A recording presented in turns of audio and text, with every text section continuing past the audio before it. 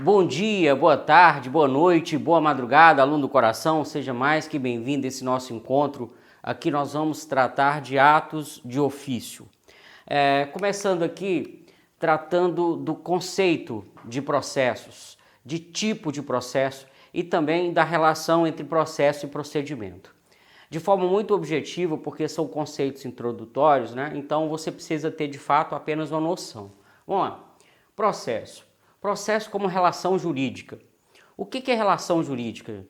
Relação jurídica, pode anotar, é um feixe de direitos e obrigações recíprocos entre duas ou mais pessoas. Relação jurídica é um feixe, né, de direitos e obrigações recíprocas entre duas ou mais pessoas. Você, por exemplo, contratou esse curso, mesmo que nós não nos conhecíamos antes. A partir do momento que você contratou, passou a existir entre mim e você uma relação jurídica, porque você se obrigou a pagar a quantia certa no momento em que contratou o curso por um preço definido e eu, por minha vez, né, junto com a minha equipe, me propus a oferecer a você essa preparação. Então, há de ambos os lados direitos e obrigações. Há entre nós, portanto, o que se chama de relação jurídica. Processo é relação jurídica entre as partes e o juiz. Há uma série de compromissos firmados entre o juiz e as partes. Por exemplo, o compromisso da boa-fé. Todos se comprometem a agir entre si, observando a boa-fé, observando a cooperação. Então as partes, ainda que estejam em litígio, ainda que tenham conflitos de interesses, as partes se comprometem a agir de modo a melhor conduzir o processo. Então, quando eu digo que há entre as partes um dever de cooperação recíproco, obviamente não é uma cooperação que vá suplantar, que vá retirar o litígio, que muitas vezes é o próprio objeto do processo, né? Mas não, o que acontece é o seguinte, olha, eu sou autor, você é réu, eu tenho um conflito de interesse em relação a você, mas eu me comprometo a trazer a minha verdade para o processo. Eu me comprometo a agir de forma proba, honesta, né, íntegra. Então esse compromisso de cooperação é assim que se opera. Fato é que entre as partes e o juiz há um feixe de direitos e obrigações, portanto há uma relação jurídica. Processo como garantia. A Constituição diz que ninguém pode ser privado de um direito sem o devido processo legal. Porque no momento em que você se submete ao processo, a própria Constituição exige que o Estado observe garantias como contraditório, ampla defesa. O que é contraditório, professor? Contraditório é o princípio que informa que o Estado, juiz, deve conservar para cada uma das partes o direito de, primeiro, ser informado. Então, se eu tenho uma ação contra mim, eu tenho o direito de ser informado do seu teor e da sua existência. Não só o direito de ser informado, o contraditório também comunica o direito de manifestação. Eu sou informado de que há um processo contra mim e eu também tenho o direito de dizer as minhas razões.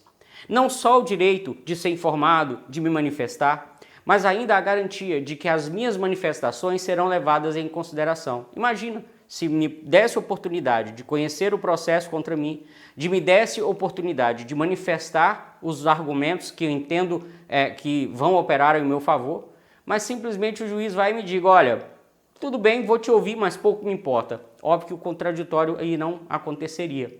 Então, quando eu digo que o processo ele é uma garantia, é porque o processo é um contexto em que serão observados todos esses direitos. Vou dizer, exemplo, contraditório, ampla defesa, tá certo?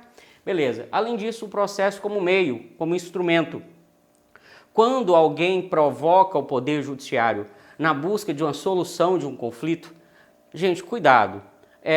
Em regra, né, é mais comum o processo existir em torno de um conflito de interesse, mas não necessariamente é assim. Existe, como já devemos ter visto em aulas anteriores, os processos em que não há um conflito de interesses, há um processo que há a jurisdição chamada voluntária, graciosa, né? Imagine, por exemplo, que um casal vá se separar, vá se divorciar e que ambos estão de acordo com tudo que se discute ali, com o divórcio propriamente dito, com a repartição de bens, com guarda de filhos, não há conflito, eles entraram em consenso, então não há conflito de interesses aqui, mas mesmo assim eu precisaria do processo. Mas em regra, o processo existe para elucidar conflitos, mas eu também tenho que saber que existem processos que não versam sobre conflitos de interesse, e esses processos vão fazer parte do que a gente chama de jurisdição voluntária. Pois bem, através do processo, o juiz forma a convicção para dar a resposta às partes. Então o processo é meio. O processo é o meio pelo qual o juiz forma o seu convencimento. O processo é o meio pelo qual o Estado judiciário presta a tutela jurisdicional. Professor, o senhor fala difícil demais. Primeiro, eu tenho que elevar um pouco o seu vocabulário, porque a prova não vai passar a mão na sua cabeça não. Mas eu tento trazer os termos próprios do direito e logo em seguida eu os explico. O que é tutela? Eu digo tutela me referindo àquilo que eu quero, o que eu busco com o processo. Qual é a minha tutela jurisdicional? O que eu espero que o Estado faça por mim? O Estado, no caso, o Estado judiciário, né? Se eu entendo que Joaquim, não sei das quantas, é devedor de uma certa quantia, eu vou entrar com ação de cobrança e o que eu vou querer? Eu vou querer que o Estado condene Joaquim a pagar. Então eu vou pedir, no caso, uma tutela condenatória. Eu tenho um vizinho que anda perturbando a minha intimidade. Eu quero que o vizinho não mais perturbe, que cesse aquela conduta. Eu vou pleitear no Poder Judiciário, eu vou pedir, através de uma ação, uma tutela inibitória, que iniba o meu vizinho de fazer. Então, tutela é aquilo que eu quero. Ah, fulano acha que ciclano é seu pai, pelo histórico, pelas histórias que ouviu, né, da sua avó, da sua mãe. Então, esse fulano vai entrar contra o ciclano, suposto pai, pedindo aí uma declaração de paternidade. Então, vai ser uma tutela de natureza declaratória. Não se preocupe com os detalhes. Eu quero dizer apenas que tutela é aquilo que se pede. Tutela é aquilo que se busca com o processo. Tutela é aquilo que o Estado efetivamente vai prestar. Seja para reconhecer, seja para negar. Mas uma resposta o Poder Judiciário deve dar, tá? Então, e como que o Poder Judiciário, através do juiz ou dos tribunais, chega ao convencimento? Como que o Poder Judiciário forma a melhor resposta? Através do processo. O processo tem um caminhar próprio para levar o juiz ao convencimento. Então, processo como relação jurídica, vamos lembrar aqui, né, que existe uma relação jurídica entre o juiz e as partes. Processo como garantia, porque no contexto do processo, a própria Constituição exige que se observe garantias como contraditório, ampla defesa. O processo como meio e instrumento, porque o contexto, a marcha processual, ela vai funcionar no sentido de dar ao juiz a oportunidade de formar seu convencimento. Quais os tipos de processo que nós temos? Cuidado aqui o seguinte, no Código de Processo Civil de 1973, nós tínhamos 3 tipos de processo. Nós tínhamos o processo de conhecimento, nós tínhamos o processo de execução, nós tínhamos o processo cautelar. O que é o processo de conhecimento? O próprio nome diz. Quem busca o judiciário via processo de conhecimento quer conhecer o seu direito, né? Eu vou ter que fazer prova e dizer que o direito eu tenho. E o juiz vai analisar as provas apresentadas, vai analisar os argumentos da parte adversa, da parte ré, vai analisar as provas eventualmente juntadas pela parte ré, e ali no processo tentar formar seu convencimento, tentar declarar ao final, tentar reconhecer ao final, tentar conhecer ao final, se eu tenho de fato o direito que eu estou pedindo. Então, conhecer o direito eu vou buscar através do processo de conhecimento. Agora, muitas vezes, o meu direito, ele já está de forma inequívoca comprovado. Eu já sei que o direito existe, eu já sei até mesmo quanto é esse direito, eu sei dimensionar quantitativamente esse direito, e eu sei que esse direito ainda está em vigor, ainda é possível cobrá-lo, tá? É um direito que não prescreveu. Então, se eu tenho em mãos um direito cuja inexistência é irrefutável, é inegável, se eu tenho em mãos um direito cujo quantitativo já se encontra de forma inequívoca definido. É daí que a gente diz direito líquido. O que é direito líquido? Direito líquido é que o quantitativo já se encontra definido. Então, eu já tenho a certeza da existência do direito, é um direito certo. Eu já tenho a dimensão quantitativa, é um direito líquido. E é um direito que pode ser cobrado, um direito que não prescreveu. Então eu não vou precisar de um processo de conhecimento, não. Eu já vou entrar com um processo de execução. Por exemplo, se eu tenho um cheque, se eu sou portador de um cheque, for emitido a meu favor, o cheque já tem quem é o seu emitente e, se for o caso, os seus garantidores, os seus avalistas. Então eu já sei contra quem é esse direito. A própria existência do cheque me diz que o direito existe. Como o modo que se preenche o cheque, eu já sei quem é o devedor, né? E também o valor que se põe no cheque já dá a liquidez, já dá a expressão quantitativa desse meu direito. Eu vou ficar perdendo tempo no processo de conhecimento? Não, eu vou no processo de execução. E tínhamos antes também um processo cautelar. O processo cautelar ele tinha uma espécie de natureza acessória. Eu buscava uma tutela principal, mas havia risco de que os acontecimentos fizessem com que aquele direito meu perecesse, se perdesse, de um modo tal que, se eu não fizesse, se eu não tomasse nenhuma providência, quando o juiz concluísse o processo de conhecimento, eu ia poder ganhar, mas não levar. Vou aqui num caso extremo, que eu sempre gosto de me referir, porque aí até o leigo sabe, até o leigo entende. Imagina que um casal, depois de alguns anos de matrimônio, está em franco desentendimento, a tal ponto de partirem mesmo para as vias de fato, voam bordoadas na casa de Noca. E aí? Se um dos casais, um dos cônjuges, entram com ação de divórcio, mas seguem se digladiando, o que pode acontecer? Pode acontecer que, quando o juiz resolver dar a sentença do divórcio, um já matou o outro. Então, o processo perde até o seu objeto, né? Eu não terei ninguém mais divorciado, eu teria alguém viúvo ou viúva. Então, para que isso não aconteça, eu posso entrar com ação cautelar de separação de corpos. Gente, eu, como oficial de justiça, digo, é um dos mandados mais complicados de se cumprir a tal separação de corpos. Você chega lá para o cônjuge, que normalmente foi apontado como quem coloca em risco a integridade física do outro, ou até mesmo a integridade psicológica, emocional. Chega lá e diz, normalmente é o cônjuge varão, né, o homem, e chega lá e diz assim, olha, é o seguinte, você tem poucos minutos para sair daqui, leva daqui os seus pertences pessoais e deixa o cônjuge em paz, enquanto o processo de divórcio não tem seu fim, não se conclui.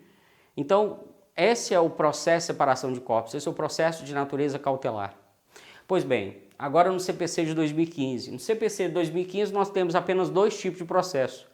Professor, e o que foi feito com a cautela? O que foi feito com a cautelar? A cautelar ela passou a figurar no Código de Processo de 2015 na forma das tutelas provisórias. Lembra, a palavra tutela é aquilo que se pede, aquilo que se busca, é o próprio objeto do processo, é aquilo que o Estado de fato vai prestar.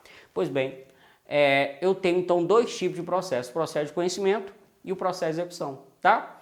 E aí, o que era cautelar está no contexto das tutelas provisórias, que, cuidado, faz parte do processo de conhecimento, tá? As medidas de natureza cautelar passaram a ser tratadas no contexto das tutelas provisórias, que integram o conceito de conhecimento. Tutelas provisórias, elas podem ser de urgência ou de evidência, né? Por exemplo, essa da questão da separação de corpos, é a tutela de urgência.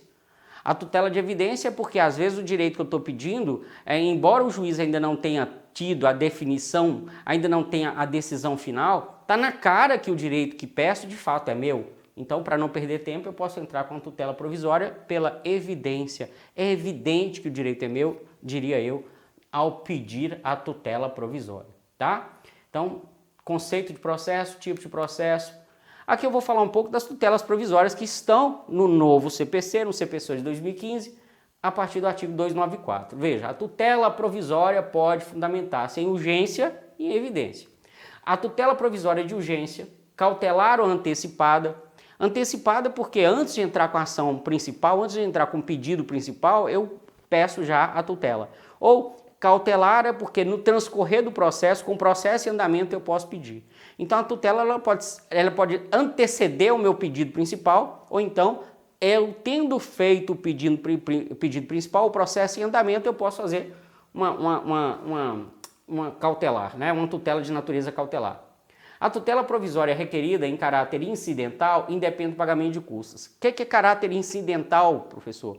É um incidente processual. É algo que se pede no meio do processo. Vamos supor que eu tenha ajuizado uma ação de conhecimento dizendo, olha, o indivíduo está na posse de um carro, mas a propriedade é minha, eu quero a reintegração de posse. Professor, por quê? Não interessa. Aqui eu não quero discutir quais as razões dessa reintegração de posse. Vamos supor que ele tenha razão nisso. Aí o juiz então está analisando a reintegração de posse. E o réu, o que acontece? Está com o carro do indivíduo, sabendo que vai perder, ou esse réu está estragando o carro, dando cavalo de pau, na porta lá do indivíduo, do que seria dono de fato do carro. Olha o que eu estou fazendo com o seu carro, dando cavalo de pau. Quando o juiz decidir nem existir mais carro, aí o que o dono do carro que entrou com a ação de reintegração de posse pode fazer? Ele pode entrar incidentalmente, é um incidente. A princípio ele nem pensava nisso, mas no meio do processo veio uma pedra, há uma pedra no meio do caminho, né? Então ele pode falar, olha, seu juiz, pelo amor de Deus, esse infeliz está pegando meu carro, estragando meu carro, então quando o senhor decidir devolver o carro para mim, o carro não vai existir. Então a tutela provisória requerida em caráter incidental, como se fosse um incidente de processo, independe do pagamento de custas. A tutela provisória conserva sua eficácia na pendência do processo, mas pode a qualquer tempo ser revogada ou modificada. Como o próprio nome diz, é provisória. Então, eu juiz, posso decidir pela concessão da tutela num primeiro momento, mas depois eu posso dizer, não, olha, aquilo que você pediu, eu vi que o direito não te assiste, então esquece. Salvo decisão judicial em contrário, a tutela provisória conservará a eficácia durante o período de suspensão do processo, né? Nós vamos ver depois, em algumas circunstâncias, que o processo é suspenso. Mesmo o processo suspenso, a tutela provisória mantém os seus efeitos. Essa é como regra, tá? Beleza? Tranquilo?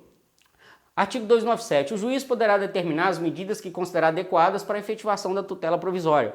Por exemplo, nesse caso que eu disse, que eu entrei com a reintegração de posse, que o carro de fato é meu, que o indivíduo tem que devolver o carro para mim, mas está estragando, mas o juiz ainda não decidiu pela reintegração de posse, o juiz pode falar assim, em sede de tutela provisória, pode falar assim, ó, seguinte, vão nomear uma terceira pessoa, que não é nem você que está pedindo, nem você que está com o carro, para que ele seja depositário do bem. Pode, né? Então, o juiz poderá determinar as medidas que considerar adequadas para a efetivação da tutela provisória. Aqui é o seguinte, olha, há um espaço aberto para que o juiz tome a decisão na vida real que ele entenda que vai alcançar o objetivo. O novo CPC tem muito disso. Deixa um espaço para o juiz, para que o juiz tome a decisão que ele entender conveniente para o resultado que ele espera. Aqui a gente fala que o novo CPC ganhou mais efetividade. Há uma preocupação com resultado prático. O CPC de 2015 preocupou-se com aquela situação famosa das pessoas que ganhavam, mas não levavam, tá? A efetivação da tutela provisória observará as normas referentes ao cumprimento provisório da sentença, no que couber. Vamos seguindo. Depois a gente fala um pouco mais sobre o cumprimento provisório da sentença. Na decisão que conceder, negar, modificar ou revogar a tutela provisória, o juiz motivará seu convencimento de modo claro e preciso. Como eu já disse, a tutela é provisória. Se é provisória, é uma decisão que o juiz pode ter em um determinado momento, mas antes mesmo da sentença ele pode rever e voltar atrás, né? Só que a decisão que mantiver o que ele concedeu em sede de tutela provisória, modificar ou extinguir, tem que fundamentar. Na verdade, esse dispositivo ele meio que chove no molhado, porque a própria Constituição diz que as decisões judiciais devem ser fundamentadas, tá? Mas é bom, é uma reiteração necessária, né? Lembrar o juiz, o senhor tem que decidir, mas o senhor tem que motivar. Professor, por que é tão importante a motivação? Ora, o juiz decide algo que contraria seus interesses. Como que você vai contra a decisão do juiz se nem te é dado o direito de saber quais as razões dele? Então, todas as decisões devem ser motivadas. Artigo 299. A tutela provisória será requerida ao juízo da causa e, quando antecedente, ao juiz competente para conhecer o pedido principal. O que é isso aqui? Gente, quando você estuda a organização judiciária, você estuda, né, que nós temos juízes criminais, juízes cíveis. Aqui eu estou pensando no juiz civil. Aí no juiz civil você tem juiz da vara civil, juiz da vara de família, juiz da vara de execução, juiz da vara da fazenda, né? Então, juiz da vara de família. Então, se é uma ação da vara de família, você ainda não entrou com a ação e a tutela é de natureza antecipada, então, mesmo não tendo entrado com o pedido de divórcio, por exemplo, você pode entrar com a tutela provisória pedindo a separação de corpos junto ao juiz da família. Vou tentar dizer a mesma coisa de outro modo. Eu tenho, você sabe, o juiz das varas cíveis. Primeira vara civil, segunda vara civil, a depender da comarca. Eu tenho juiz da vara de família. Juiz da primeira vara de família, segunda vara de família, a depender da comarca. O meu pedido principal é o divórcio, mas em sede de tutela provisória antecipada eu quero separação de corpos. Faz sentido eu chegar na porta de um juiz da primeira vara civil, sendo que eu sei que meu pedido principal é da vara de família? Não. Então eu já tenho que ajuizar a minha tutela provisória antecipada junto àquele que será competente para julgar o pedido principal. A tutela provisória será requerida ao juízo da causa e, quando antecedente, ao juiz competente para conhecer do pedido principal. Ressalvada a disposição especial, na ação de competência originária de tribunal e nos recursos, a tutela provisória será requerida ao órgão jurisdicional competente para apreciar o mérito. Esse parágrafo único tem a mesma preocupação, né, do CAPT, só que aqui eu já estou falando de como a coisa deve acontecer no tribunal. No tribunal, nós temos as câmaras recursais, que são órgãos que vão julgar os recursos, por exemplo. Então, né, se eu vou pedir alguma tutela provisória em sede de recurso ou mesmo em sede de competência originária, né, eu vou também apresentar aquele meu pedido de tutela naquele órgão do tribunal que será competente para a questão principal, seja recurso, seja competência originária. Professor, me explica, por favor, o que isso quer dizer com competência originária?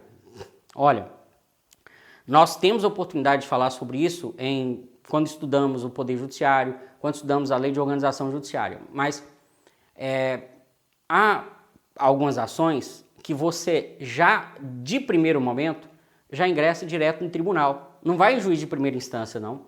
Vou te dar um exemplo, mas agora eu só estou me lembrando de questões criminais, tá? A Constituição diz que o Tribunal de Justiça é quem julga prefeito. Então o prefeito praticou um crime. O prefeito não vai ser julgado por um juiz de primeira instância, o prefeito já vai no Tribunal de Justiça. Se aquela questão eu já estou levando já no primeiro momento que ela é levada ao judiciário já é no tribunal, a gente diz que aquilo é de competência originária do tribunal. Mas no tribunal, mais das vezes, não chegam ações de competência originária, não. O tribunal, ele existe mais para julgar recursos. Ele existe mais para apreciar em segundo momento aquilo que já foi apreciado por um juiz da instância inferior, né? Então os tribunais, eles são mais para exercer competência recursal, mas em alguns casos, por determinação da Constituição ou da lei processual, algumas questões devem ser levadas no primeiro momento, não na primeira instância, mas já na segunda, é o que a gente chama de competência originária. Competência originária, portanto, é aquilo que se leva em primeiro momento já no tribunal. Competência recursal já é aquela que se leva a título de reapreciação do que for pedido na instância inferior. Beleza? Tranquilo? Vamos rodar. Gente, olha aqui. Quando nós falamos em atos de ofício, preste atenção no que eu vou dizer, pelo amor de Deus.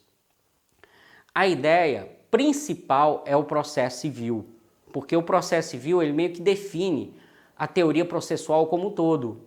Eu tenho um processo criminal, mas o processo criminal ele vai diferenciar em algumas particularidades, mas a essência do processo ela se encontra bem abraçada no processo civil. No dia a dia de uma secretaria, por exemplo, há pouca diferença no agir do servidor de uma secretaria civil para o servidor de uma secretaria criminal. No dia a dia do oficial de justiça, se eu for cumprir uma intimação ou citação, poucas diferenças eu vou observar se aquela intimação for criminal ou se a intimação for cível, se a citação for criminal, se a citação for cível.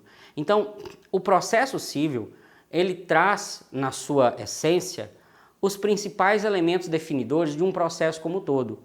Por essa razão, que quando eu falo em estudo de atos de ofício, eu vou primeiro no processo civil. em alguns momentos eu vou no processo penal. E com esse pensamento, então, eu gostaria que vocês conhecessem um pouco da estrutura do Código de Processo Civil. O Código de Processo Civil ele tem, a princípio, duas partes, dois grandes blocos. O que eu chamo de parte geral e a parte especial. A parte geral indica princípios, diz sobre o manejo da própria norma processual, se a lei retroage no tempo, se não retroage no tempo, se eu for praticar um ato processual hoje, né, eu vou agir conforme diz o Código de 73 ou o Código de 2015. Então, esse tipo de coisa tem na parte geral. Vai falar sobre o que é jurisdição, como é que ela funciona, vai dizer quais são os sujeitos do processo, vai apresentar de forma genérica as marcações da marcha processual, como é que ele começa, como é que ele suspende, como é que ele se extingue. Já a parte especial já vai detalhar os procedimentos. Já vai detalhar os procedimentos tanto na primeira instância quanto na segunda instância, tá? Então esses, a princípios, né, o Código de Processo se divide nesses blocos aí. E aí, dentro de cada parte, ou geral ou especial, nós temos os livros. Dentro dos livros nós temos títulos. Dentro dos títulos nós temos capítulos e dentro dos capítulos nós temos seções, tá? Veja bem, na parte geral, nós temos o livro 1, que fala das normas processuais. O livro 2, da função jurisdicional. O livro 3, sujeitos do processo. Função jurisdicional e sujeito do processo está no seu conteúdo programático, tá? Dos atos processuais também está no seu conteúdo programático. Da tutela provisória, da formação, suspensão e da extinção do processo, isso é a parte geral. Agora, olha que interessante a parte especial. Do processo de conhecimento. Olha bem, aqui você vê os dois tipos de processo. Livro 1 do processo de conhecimento, livro 2 do processo de execução.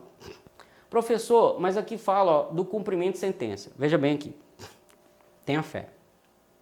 Eu disse a você que se eu sou titular de um direito cuja existência é inequívoca, ou seja, não tem dúvidas que o direito existe, o direito é um direito certo, cuja dimensão quantitativa também não paira dúvidas, então é um direito líquido. E é um direito que está vigendo, é um direito que tem a sua força jurídica, ou seja, um direito que não prescreveu, eu não vou perder tempo, eu vou no processo de execução. Só que é o seguinte, o Código de Processo Civil deixou o processo de execução, anotem, o Código de Processo Civil deixou o processo de execução para aqueles direitos constantes em títulos extrajudiciais. O Código de Processo Civil deixou o processo de execução para aqueles direitos constantes em títulos extrajudiciais. Eu vou dizer de novo. O Código de Processo Civil deixou o processo de execução para direitos constantes em títulos extrajudiciais. O que eu estou chamando de título extrajudicial? Ora, são títulos, ou seja, são documentos que representam esses direitos, mas que não foram produzidos pelo juiz. Por exemplo, um cheque, uma nota promissória, uma letra de câmbio, são títulos extrajudiciais que não foram produzidos por um juiz, tá? Então, se eu sou titular de um direito dessa natureza, se eu sou titular de um direito constante em um cheque, se eu sou titular de um direito constante em uma nota promissória ou uma letra de câmbio, eu vou entrar com um processo de execução para pagar, para receber, né? Agora, eu era credor de fulano, mas não tinha cheque, não tinha contrato, não tinha nada, mas eu tinha o direito, eu tinha como provar, por exemplo, como testemunha. Então eu vou no processo de conhecimento, porque o juiz tem que conhecer meu direito antes. Eu ainda sou titular de um direito, ou digo ser um titular de um direito, que não é certo, porque eu não tenho como provar a sua existência, não tem como provar também a sua liquidez, porque isso não tem certeza, quanto mais liquidez, né? E não tem como provar se ele está vivo juridicamente. Então eu tenho que mostrar ao juiz, eu tenho que fazer com que o juiz conheça o meu direito, processo de conhecimento. Aí, num determinado momento desse processo de conhecimento, supondo que eu tive sucesso na minha ação, o juiz na sentença vai reconhecer, vai dizer assim, não, realmente, Marcos, você é titular de um direito. Eu estou condenando fulano a te pagar tal valor. Beleza. Aí o fulano não paga. Eu tenho um título judicial, eu tenho uma sentença que foi produzida pelo juiz. O meu direito está num título judicial, está numa sentença. Eu não vou entrar no processo de execução. Eu vou dar sequência naquela mesma relação processual numa fase de cumprimento de sentença. Então, se o juiz decide no processo um direito meu, se eu passo a ter um direito meu reconhecido judicialmente, ou seja, um título judicial produzido por um juiz, eu não vou entrar com o processo de execução. Naquele mesmo processo eu vou no cumprimento de sentença, tá certo? E aqui fala dos processos nos tribunais e meio de impugnação de decisões judiciais, aqui basicamente os recursos, tá certo? Beleza? Na parte especial, porque também nós temos que saber os tipos de procedimento. Nós temos o procedimento comum e nós temos procedimentos especiais. Procedimentos especiais estão no título 3 do artigo 539 a 770. São procedimentos especiais porque no andar desse procedimento eu tenho um momento, como o próprio nome diz, especial. Eu tenho uma audiência diferente do procedimento comum. Eu tenho alguma questão que é diferente do procedimento comum. Por isso chamo de procedimentos especiais. Professor, os tais procedimentos especiais, eles estão somente no Código de Processo Civil? Não. Olha, o juizado especial, por exemplo. O juizado especial tem regras procedimentais próprias. O juizado especial é um procedimento especial da Lei 9.099. A Lei de Improbidade Administrativa, a Lei 8.429 de 1992, que sofreu alterações importantes agora aí, ela também traz um procedimento judicial próprio. Então é um outro exemplo de procedimento especial. Então procedimentos especiais eles estão no CPC, mas também outras normas esparsas, tá? Aqui eu tenho como exemplo de procedimento especial a consignação em pagamento, O indivíduo, eu sou credor do indivíduo, estou discutindo o valor com ele, então, eu fiz um financiamento, mas eu entendo que o financiamento, as parcelas estão abusivas, então eu vou creditar em juízo aquele valor que eu entendo ser razoável, eu vou fazer uma consignação em pagamento. Eu era credor de um cheque, só que o cheque prescreveu. Eu tenho que restabelecer a vida jurídica daquele cheque, eu vou entrar com ação monitória. Tem as ações de família, Elas são tão diferentes, por exemplo, que a ação de família eu vou cobrar o indivíduo e em vez de penhorar seus bens, eu posso condenar-lhe à prisão se ele não pagar a apreensão de alimentos. Então é um procedimento para lá de especial, diferentão, ações de família. Eu tenho também um procedimento de restauração de autos que nós temos que estudar nesse curso. Então, parte especial do Código de Processo Civil, lembrando que há procedimentos especiais fora do CPC, como por exemplo, da Lei 9.099, da 8.429/92, Olha que interessante. A lâmina não ficou muito amigável para ser transmitida na tela do seu computador, não, mas você deve estar acompanhando com o seu material. Então aqui eu desenhei, mais ou menos, o andar de um processo do conhecimento no procedimento comum, tá? Então, olha, tudo começa com um conflito de interesse. O velho exemplo da batida de automóvel. Você está lá com o indivíduo, você lá com seu Pulse, o último modelo da Fiat, Lindo carro, olha eu fazendo merchan. Minha aula não virou Big Brother Brasil para fazer merchan, mas fazer o quê? Esqueci, estou eu fazendo merchan. Imagina que você está lá com o seu Pulse, e aí de repente vem um indivíduo na traseira do seu carro, com Fiat 147, daquele oxidado, cheio de ferrugem. Aí você sai possesso da vida, olha, você vai ter que pagar, você vai ter que pagar, você vai ter que pagar. O cara, não vou pagar. Se você quer a compensação, se você quer o ressarcimento e ele resiste, há um conflito de interesse. Você então, já que não resolveu amigavelmente, você é um cidadão civilizado, não vai partir para vias de fato, porque isso seria exercício arbitrário das próprias razões, Isso é ilícito, então você vai ajuizar uma ação. De repente você vê que nem todo estrago você vai exigir. Não, isso aqui deixa para lá. Então, nem todo conflito de interesse vai ser levado a juízo. Pode até ser. Você vai chamar de lide aquela parte do conflito de interesse que vai ser levada à apreciação do juiz. Aí você procurou um advogado, Porque, via de regra, o advogado é imprescindível para prestação jurisdicional. Via de regra, você só pode ir ao judiciário com advogado. Há exceções, o habeas corpus, você pode provocar o judiciário sem advogado. E no juizado especial também, guardado o limite de até 20 salários mínimos, você pode também ajuizar a ação sem advogado. Então, mas via de regra, para ir a juízo, você precisa de um advogado. O advogado fez para você um documento chamado petição inicial, que foi levado ao fórum. Aquela petição inicial foi registrada. No momento em que ela foi registrada, a sua ação passou a existir no banco de dados do fórum, do judiciário, e em contrapartida, aquela ação ganha um número. E se houver mais de um juiz competente, por favor, apenas se houver mais de um juiz competente. Porque existem comarcas no estado que há um juiz apenas. Se há um juiz apenas, ele faz tudo. Ele é criminal, ele é civil, ele é família, ele lava, cozinha, passa. Então, se é, por exemplo, não somente assim, mas se é, por exemplo, uma comarca de vara única, você não vai falar em distribuição. Ou é uma ação de família e naquela comarca só tem um juiz de família, não vai distribuir, né?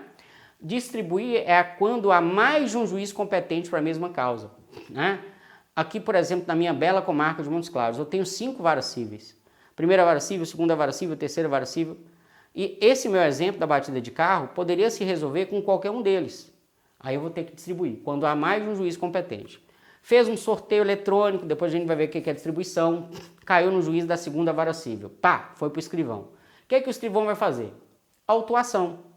O que é autuar? Nada mais que pegar aquela capinha de processo, numerar, indicar, né, a natureza do processo, o nome das partes, dia do início, né, do processo e o juízo, vai dizer se é a primeira vara civil, a segunda vara civil, então vai, e a natureza da ação, a natureza do processo, vai estar tudo identificado na capa. O que ele fez? Autuou. O escrivão, além disso, vai pegar as páginas, numerar e rubricar. Professor, para que o escrivão vai numerar e rubricar? Porque aí eu vou ter exatamente a ordem cronológica com que os documentos entraram no processo. Imagina, está lá no documento de número 20, e sendo que lá no documento de número 18 havia uma intimação para o advogado juntar uma tabela de cálculo, dando a ele um prazo de 5 dias. Aí, passados 5 dias, na folha de número 19, o escrivão simplesmente coloca no processo uma declaração dele próprio dizendo, ó, passou o prazo, né? Passou o prazo e o advogado apresentou a tabela de cálculos. O advogado lá depois pega aqueles autos processuais e olha lá, poxa, a folha 18 eu estou sendo intimado para apresentar cálculos. Na folha 19, o escrivão já está dizendo que eu não apresentei. Aquele advogado não vai conseguir fazer uma tabela de cálculo de última hora e meter no processo, porque está numerado. Ah, não, é 18A, 18.1, não pode. Então é para isso que o escrivão numera e rubrica, para que fique bem claro e público e notório a ordem cronológica com que foram inseridos os documentos no processo, para que ninguém venha adulterar de forma dolosa a marcha processual. Autos conclusos. Conclusos, gente, é remeter os autos para o juiz. Então, depois que o escrivão autua, numera e rubrica, vai para o juiz. O juiz, então, vai olhar se está tudo certinho, se a petição está perfeita, se tudo que ele precisa para julgar no pedido está ali, ele vai fazer um despacho citatório, ele vai mandar citar o réu. Há outras possibilidades, o juiz poderia tomar outras providências? Poderia. Mas aqui eu quero só que você tenha uma visão geral, eu não vou comentar as outras providências, tá? O juiz poderia chegar e olhar assim, não, essa petição inicial não está legal. Olha, parte autora, vem cá, conserte isso aqui. Ou em outras situações, o juiz até poderia, isso é curioso, chegar para o autor, chegar para você que pediu e falar, olha, filha, eu não vou nem incomodar o réu, minha resposta é não, já estou dando a sentença para você, a resposta não, né? Então eu posso negar preliminarmente o pedido do autor, sim, é uma outra providência que podia acontecer. Mas se eu viesse com esse exemplo, o processo parava, aí perderia a graça. Eu quero que você tenha noção de todo o processo. Eu não vou considerar essas outras possibilidades aqui, e no meu exemplo eu estou considerando que foi tudo ok, maravilhoso, tudo lindo, estava tudo na petição. O juiz então despacha para citar o réu. O réu é citado. Depois da citação, o réu então tem um prazo, apresenta contestação. Depois o juiz vai fazer saneamento. O que é saneamento? Ora, a parte autora alegou os fatos e suas razões na petição inicial. A parte ré alegou os fatos e suas razões na contestação. Algumas coisas, a parte autora e a parte ré podem estar concordando. Então, aquilo que as duas partes concordam, em regra, o juiz vai falar assim, ah não, eu não preciso de pedir prova, eu não preciso de testemunha, porque o autor e o réu estão alegando a mesma coisa, o autor e o réu estão falando dos mesmos fatos, então isso aqui não precisa de prova. Então, sanear, o juiz vai pegar a versão de um, a versão do outro, e separar aquilo que é controverso. Porque aquilo que é controverso, o juiz vai resolver na instrução. O que é instrução? É instrução probatória. É onde o juiz vai pedir, olha, você está dizendo X e você está dizendo Y. Então, traz testemunha você, traz testemunha você. Traz documento você, traz documento você. Então, o juiz vai colher provas e apreciá-las na instrução. Nessa fase, pode acontecer a audiência.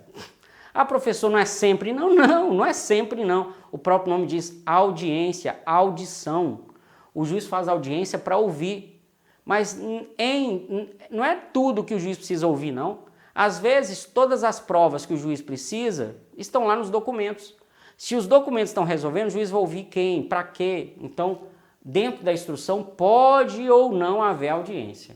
O fato é que o juiz instruiu as provas, resta ele fazer o quê? O julgamento, proferir a sentença. E assim, então, via de regra, se encerra o procedimento comum. Detalhe, se essa sentença for reconhecendo um direito de receber quantia certa, lembra que o processo pode seguir na fase de cumprimento de sentença. Professor, estou entendendo esse trem como se eu fosse acadêmico de direito. Essa é a minha intenção. Na verdade, se você é leigo, relaxa. Você não precisa, para um concurso como esse, ter a mesma noção que se trabalha na academia, na faculdade de Direito, não.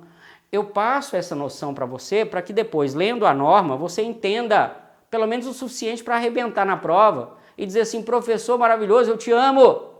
Então, já que a nossa relação de amor está estabelecida, encerro aqui esse intervalo. Um beijo, um queijo e até a próxima aula.